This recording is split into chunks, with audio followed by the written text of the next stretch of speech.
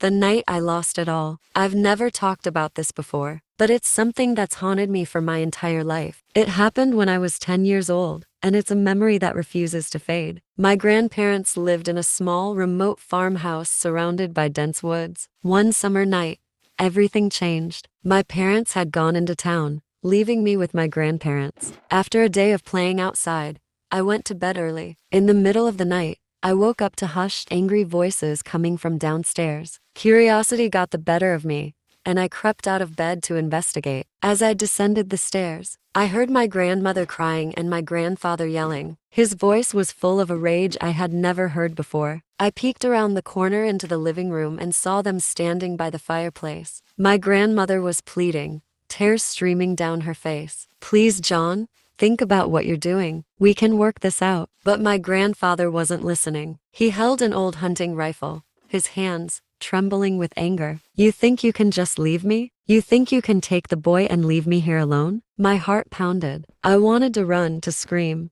but I was frozen in place. Then, in a swift motion, my grandfather raised the rifle and pointed it at my grandmother. "No," I screamed, finally finding my voice. But it was too late. The deafening gunshot echoed through the house. I watched in horror as my grandmother collapsed to the floor, blood pooling around her. My grandfather looked at me, his face a mask of shock and guilt. He dropped the rifle and fell to his knees, sobbing uncontrollably. I ran to my grandmother, but she was gone. The police arrived shortly after, called by a neighbor who had heard the gunshot. They took my grandfather away, and I never saw him again. He was convicted of murder and spent the rest of his life in prison. I was sent to live with my aunt and uncle. Nightmares plagued me for years, and I struggled with the trauma of what I had witnessed. As I grew older, I learned my grandmother had been planning to leave my grandfather, taking me with her to start a new life. That night, she had finally confronted him, and it had cost her her life. I'm sharing this here in the hopes that it might help me heal. If you ever find yourself in a dangerous situation,